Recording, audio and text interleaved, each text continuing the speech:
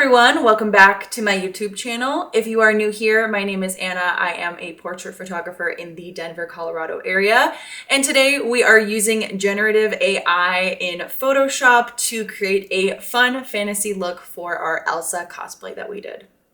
I worked with Anakay. She is a model in the Denver area, and she also does a lot of cosplay. She was looking to do a photo shoot with her Elsa costume, and I thought this would be a really fun photo shoot to do some generative AI with, especially because I'm not the greatest at Photoshop, and I thought it would be a fun way to start using generative AI and see what we can do with it.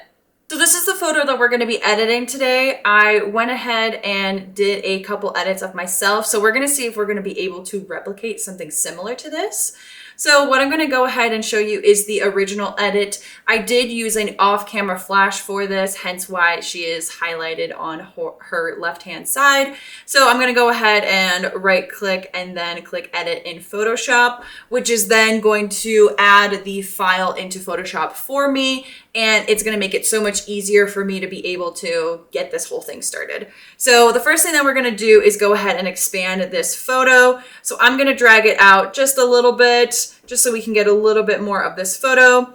And what you can do, especially if you're doing just generating the background, you can just go ahead and click on it. I have noticed that usually if you add some information into the sides, it might potentially ruin the photo. So I typically just click generate in a general setting if it's just the background, because it's not going to be super important for this type of photo.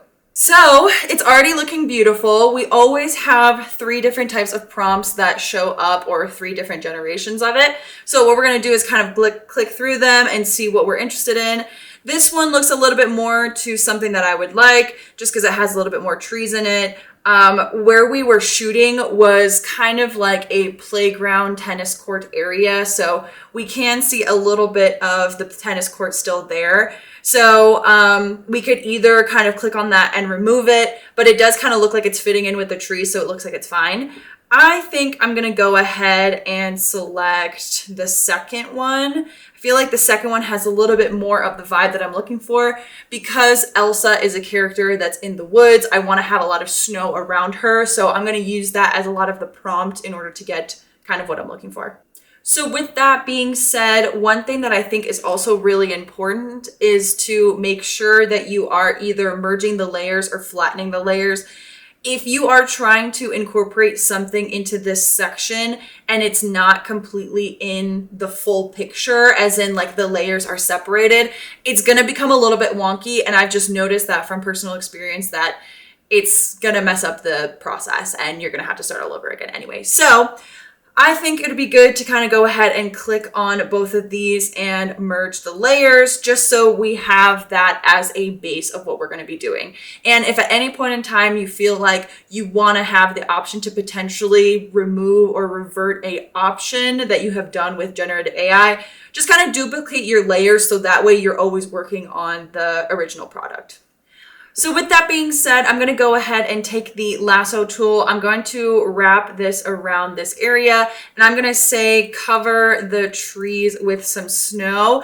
I want to make sure that the trees are covered because Elsa's character is in a winter setting, and I want to make sure that there's as much snow as possible.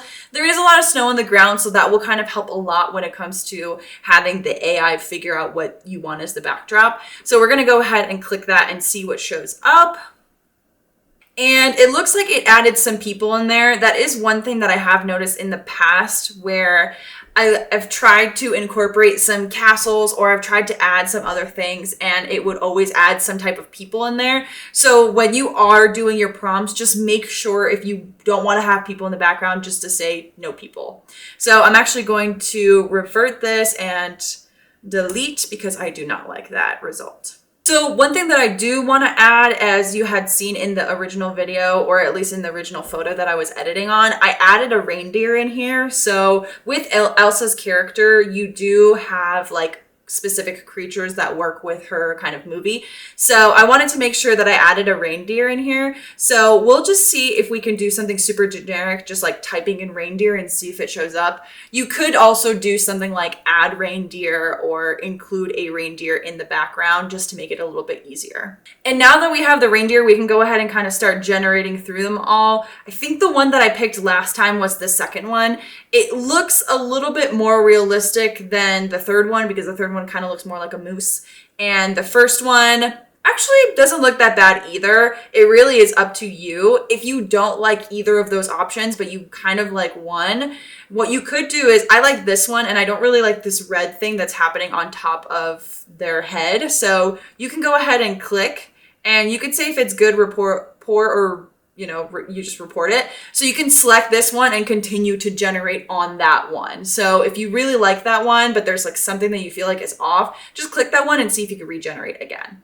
And now that we regenerated, it looks like this one actually has the perfect one that I want, which is the second one. So that is fantastic. And now that I know that I really like this option, I'm going to go ahead and merge the layers. So it looks like a lot of the things that I wanted was pretty much there. We're going to have some evergreens in the foreground.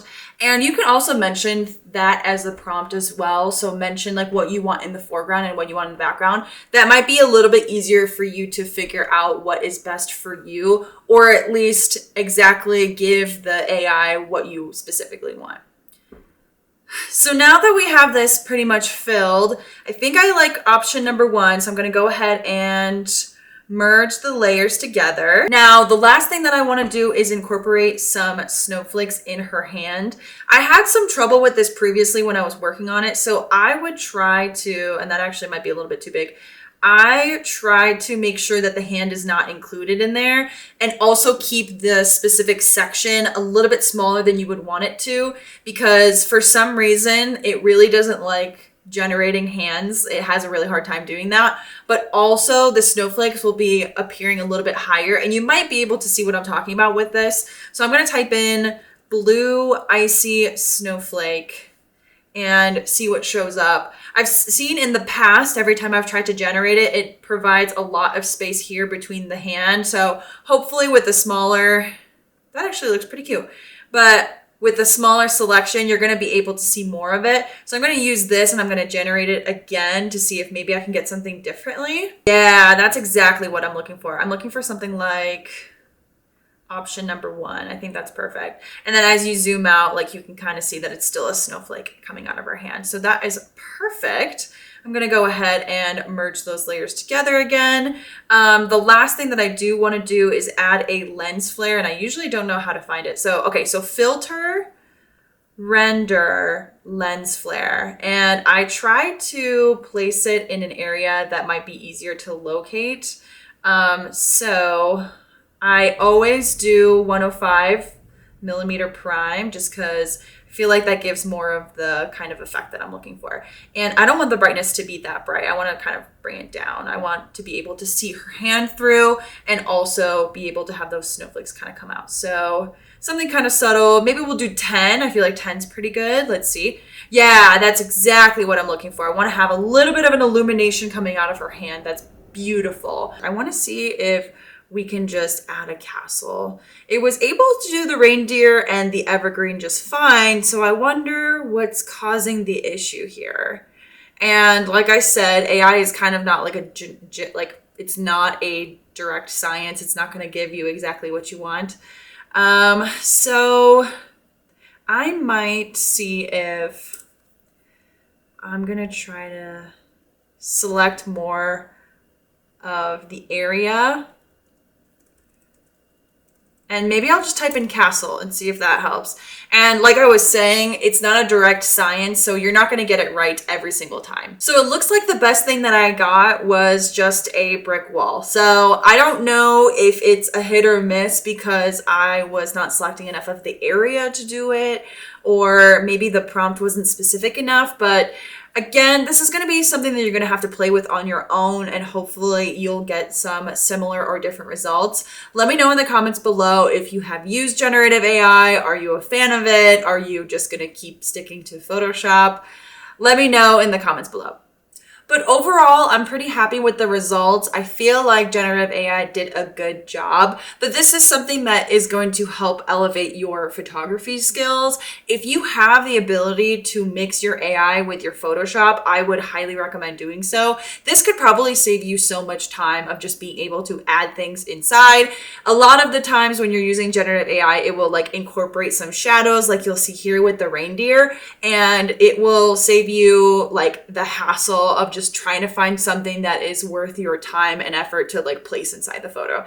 So overall, I'm pretty happy with the result. I want to thank Anakay for working with me and being my subject for the day. It was really cold when we were doing the shoot, so I want to make sure that I give her some credit. One thing that I also forgot to mention is that I incorporated having her dress flow in the wind. So let's go ahead and start doing that right now.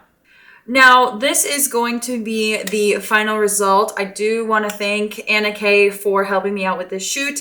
The bottom of the dress did pretty well, and obviously you can do a bunch of different variations. I feel like this one's kind of cool. I could also add some extra fabric in there as well because it looks like her foot's kind of still stuck in there. But I am pretty happy with the result. If you have ever used generative AI, let me know in the comments. I'm super curious. Have you ever used it with a client before? Are you just doing it for fun? Please let me know in the comments below. And if you are interested in other videos like this, please also let me know because this was pretty fun. I'd love to do it again. But that is all that I have for you guys today. I thought this was a fun challenge or activity for photographers to do, so I highly recommend trying it if you haven't done so already. I know that AI can be pretty scary, but it can be pretty helpful if you know exactly how to use it. So highly recommend checking it out. And if you are interested in other videos like this, I have videos going over my Lightroom and also my behind the scenes of my photo shoots. So that will be listed up here as well as in the description box below. But that is all that I have for you guys today. I hope you guys are staying safe, and I will see you guys in the next video.